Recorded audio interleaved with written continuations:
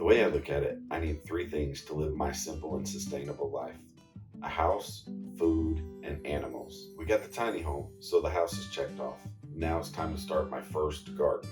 Okay, so here's the game plan. This is going to be a raised garden bed, so I'll have a 10-foot wall along the back and 3 6-foot legs coming out to basically make the shape of an E. Each leg will have 2 rows of different plants and a row of plants along the back. In between each leg, there'll be a 2-foot gap, so I'll have easier access to everything that I'm growing. Now, all I needed was materials to make the garden bed frame. Since we've been trying to start this homestead on a budget, we're trying to use as much recycled materials as possible. When we brought in our shipping container home, we had to knock down quite a few trees. So we kept all the logs, and I thought we could repurpose them. I thought they would make a perfect raised garden bed frame. They were all laid out, so I figured all I needed to do was cut the right length and roll them into place. At least that was the plan. I ended up having a little trouble with the chainsaw. What the heck? This one's done. But eventually, I got the hang of it and I could really start cutting the logs up. Ta-da!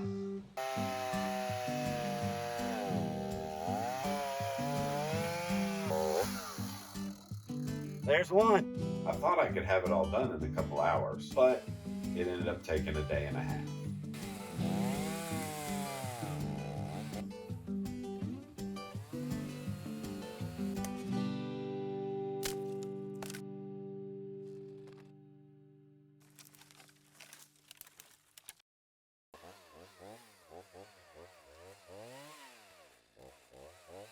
Regardless, I got it all done and we moved on to the next step: moving the logs. I ran into some issues there too. The trees were a lot harder to move than I thought. I definitely didn't have all the right equipment that I needed to do this, but I was determined to get it done, even if all I had was a small trailer, a truck, and a rope. Hang on, I gotta get my foot under there. I ended up having to recruit my wife and daughter to help me. Basically, I was going to tie a rope to the end of the log and use my truck to pull it up onto the trailer. I was getting a little worried because I didn't have another way to move them, and this was far from a professional setup. What? I might just have to pull it like that, and once it comes up on it, it will even it out. But I need something to wedge under the tires. Ready? Okay, Chuck.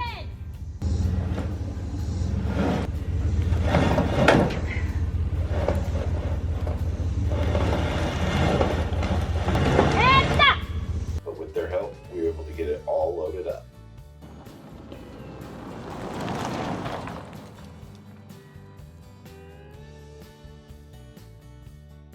But when we got to the area that we had measured out, we didn't take into account the actual size of the logs, and they took up way more room than we thought, and we ran short of space. So I needed a new plan.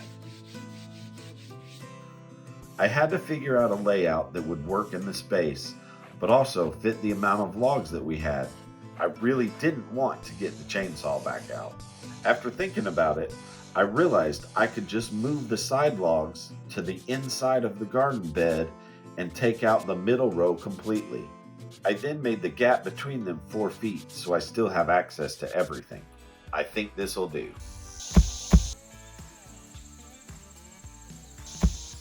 Okay.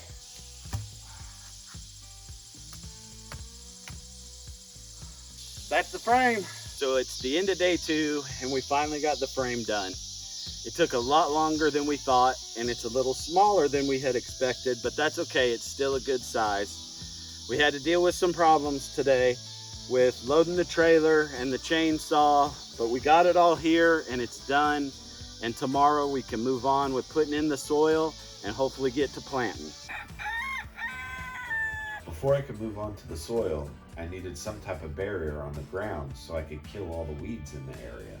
From what I read, as long as you use plain cardboard that doesn't have a bunch of gloss or writing on it, It will kill all the weeds and decompose over time, so my vegetable roots can grow right through it.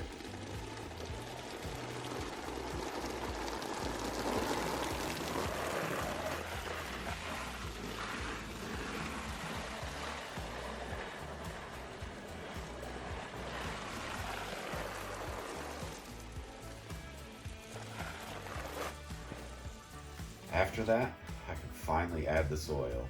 Unfortunately, I had to go buy some soil because I haven't had the chance to build a compost bin, and the soil that we have out here is just sand. I needed something that would help give my garden a fighting chance.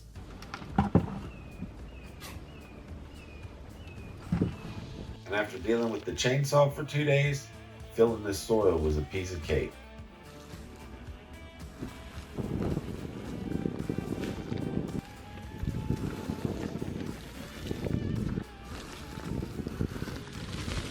Once I evened everything out, it was finally time for the seeds.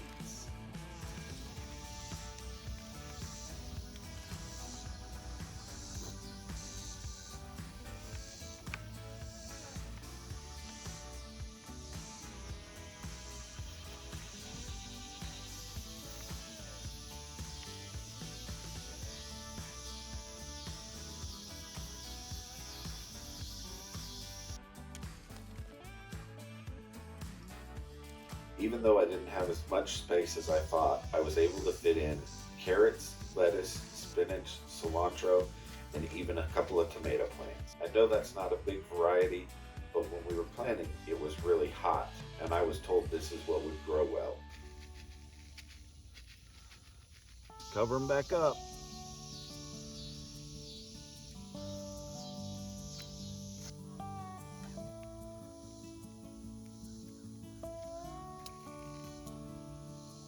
Now it's time for the tomato plants. So I started these in a pot because I propagated them off of a tomato plant I have, and I'm going to transplant them into here.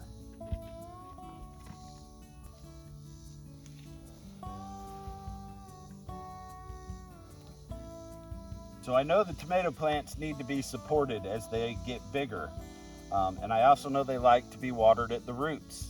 So something that I've been trying, I'm going to support them with PVC pipe that I bury down in the ground, and then I can water down the tube, and I don't have to cover it because it doesn't keep water long enough to gather mosquitoes, but it waters the tomato plants at the roots. And I don't know if it's going to work or not.